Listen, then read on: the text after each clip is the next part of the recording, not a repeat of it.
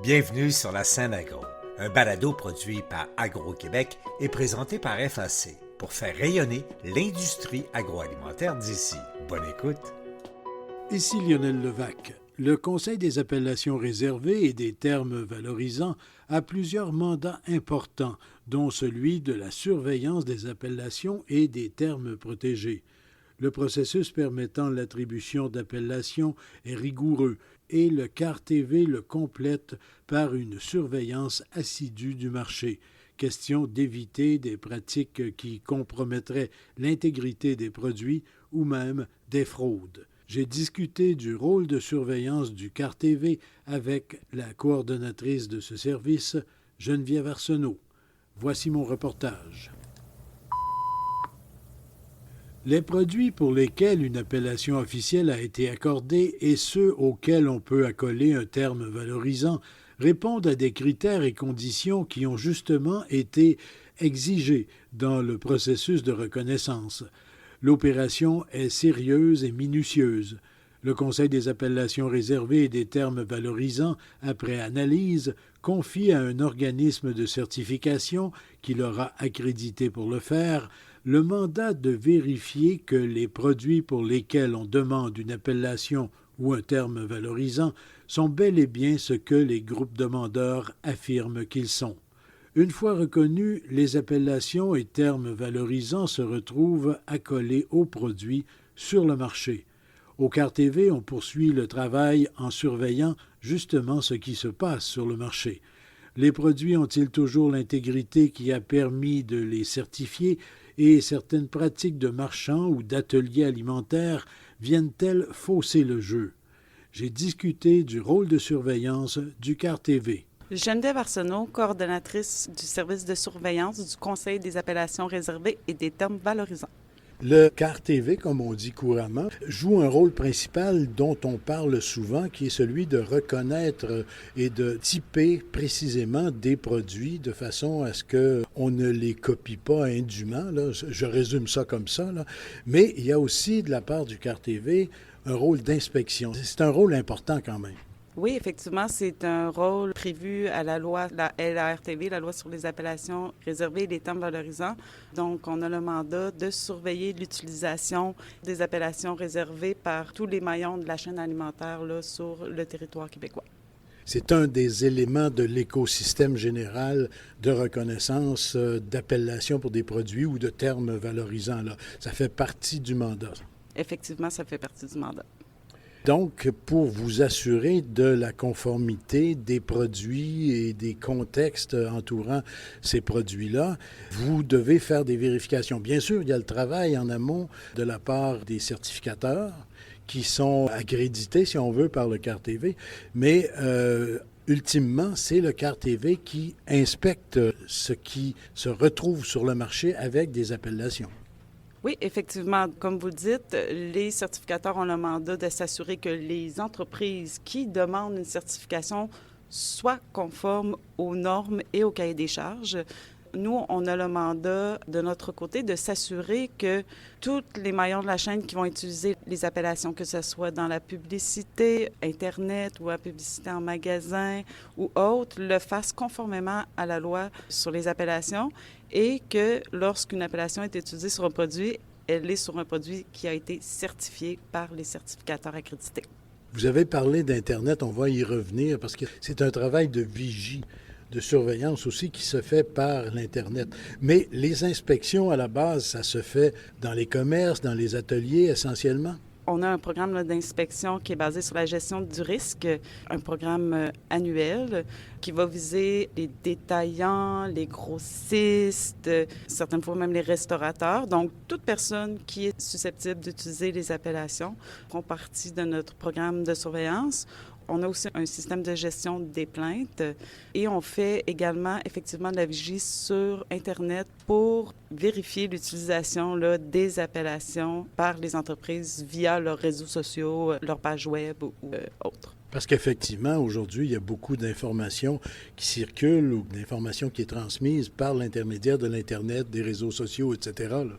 Oui, effectivement. Donc, nous, ça nous aide à pouvoir repérer là, les entreprises qui pourraient potentiellement être non conformes sur le territoire québécois. Vous avez parlé de plaintes. L'essentiel de vos vérifications, vos enquêtes, entre guillemets, là, sur le terrain comme tel, c'est à la suite de plaintes? Par année, là, grosso modo, il va y avoir 400-450 entreprises qui vont être visées par nos interventions. On reçoit environ une quarantaine de plaintes par année. Donc non, ce n'est pas uniquement les plaintes qui motivent nos interventions. Puis sur l'ensemble des 400 ou environ 400 entreprises qui seront vérifiées par le CART-TV pour une raison ou pour une autre, il y en a à peu près 60% auprès desquels on va retrouver tout type de non-conformité. De ce 60 %-là, il y a à peu près 10 % qui vont vraiment être des non-conformités d'utilisation illégale sur un produit, une utilisation de l'appellation illégale sur un produit alimentaire. Donc, les autres non-conformités sont surtout liées à des pratiques non conformes. Le CART-TV aussi a un programme là, de prévention et d'information aux entreprises pour pouvoir régler facilement là, ces genres de non-conformités-là. Et lorsqu'il s'agit de non-conformité, je présume que très souvent, les entreprises, parce qu'elles ont avantage à conserver une certification, que les entreprises sont très conciliantes et interviennent rapidement pour corriger les choses, là. Oui, effectivement. Ça, on parle d'une entreprise qui est certifiée, auprès de laquelle on a repéré une non-conformité. Nous, on va travailler avec le certificateur pour qu'il puisse travailler avec son client afin de mettre un plan d'action corrective avec lui. Si c'est une entreprise qui n'est pas certifiée, qui utilise l'appellation, on va travailler avec lui pour l'amener vers la correction. La plupart du temps, dans la majeure partie des cas, les entreprises arrivent à une conformité. Pour vous donner une idée, là, il y a à peu près 3 dossiers par année qui vont être transférés au directeur des poursuites criminelles et pénales. Donc, effectivement, la plupart des gens, des entreprises se conforment rapidement. Il y a toujours quelques cas, là, mais ils sont assez rares quand même. 3, là, c'est pas beaucoup. 3 ou 4 dans une année, là. Parce que la plupart des entreprises, c'est un manque d'information. Donc, on est là dans un premier temps pour leur apporter l'information sur la réglementation. Et dans la plupart des cas, l'entreprise va arriver à une conformité. Lorsqu'on parle de pratiques qui viendraient biaiser les appellations et fausser le contexte, on parle de quoi? Si on prend par exemple la production biologique, les produits biologiques, là. Quelques exemples là, de pratiques qui seraient répréhensibles. Dans le milieu biologique, qui est, soit dit en passant, 97 % de notre clientèle quand même, là, au Conseil des appellations réservées, les pratiques non conformes vues sur les détaillants seront, par exemple, des sections biologiques qui ont été mises en place par les détaillants dans lesquelles on va retrouver des produits conventionnels. Donc, il s'agit là d'une pratique non conforme. Nous, on est là pour protéger le consommateur. Donc, on va demander à l'entreprise d'apporter des corrections. Sinon, il y a des réglementations qui sont peu connues, comme ce qu'on appelle là, le reconditionnement des produits biologiques, comme les détaillants qui vont acheter un produit biologique certifié en bonne et due forme dans le but de le vendre en vrac, de le portionner, de changer son étiquetage, qui brise l'intégrité du produit, doit avoir une certification biologique pour cette activité-là. Donc, c'est une réglementation, effectivement, qui est moins connue des commerçants. Donc, c'est encore là une pratique non conforme.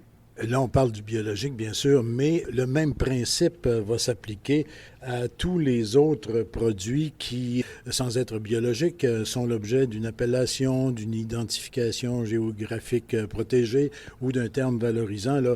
Bien, la réglementation sur le reconditionnement, celle-ci ne s'applique pas aux autres appellations, c'est unique aux produits biologiques. Mais effectivement, la loi s'applique à toutes les autres appellations. Donc, aucune appellation peut être utilisée sur un produit qui n'a pas été certifié par un certificateur accrédité. D'accord. Les inspections, c'est un élément de plus pour rassurer le consommateur parce que on l'a vu fréquemment, des gens ont toujours des doutes, là. Par exemple, bio, est-ce que c'est vraiment bio? Bon, ultimement, après le travail des certificateurs et l'approbation ultime d'une appellation ou d'un terme valorisant, l'inspection vient ajouter, là, si on veut, une sécurité supplémentaire.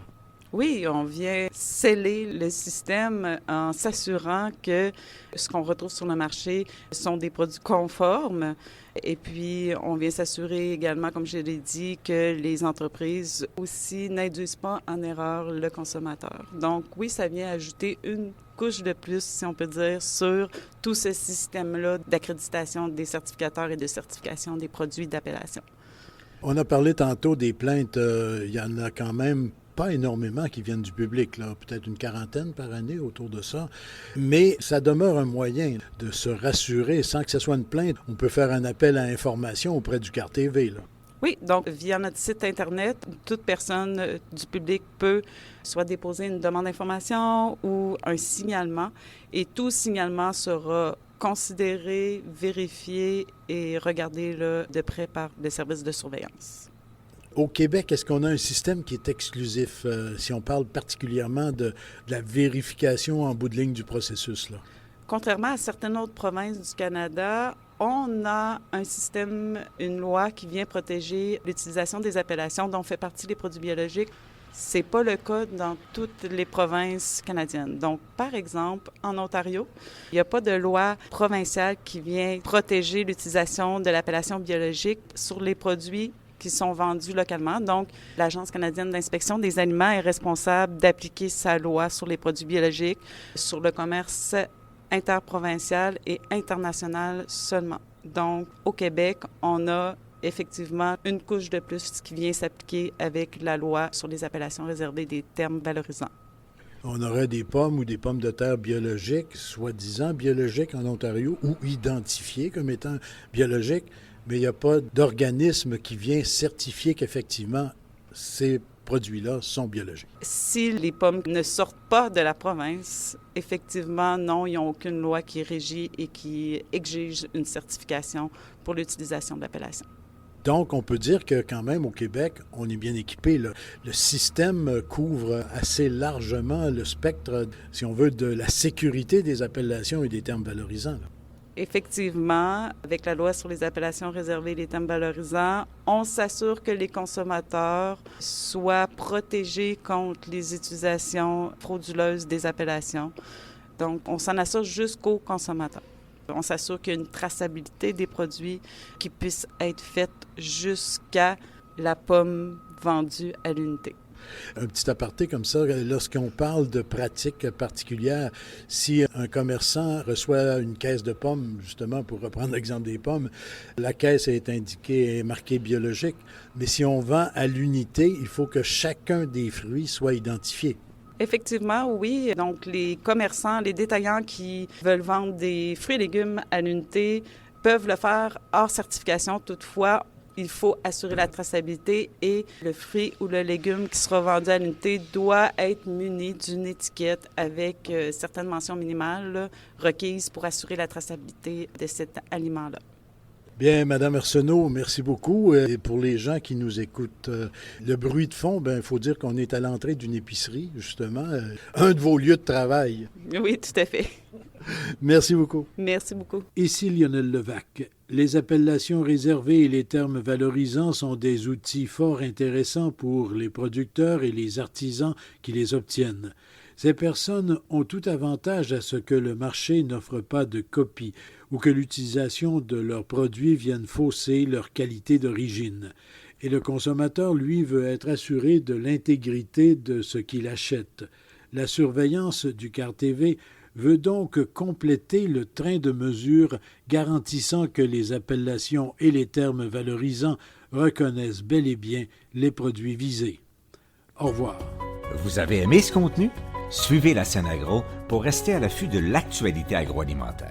Merci et à bientôt.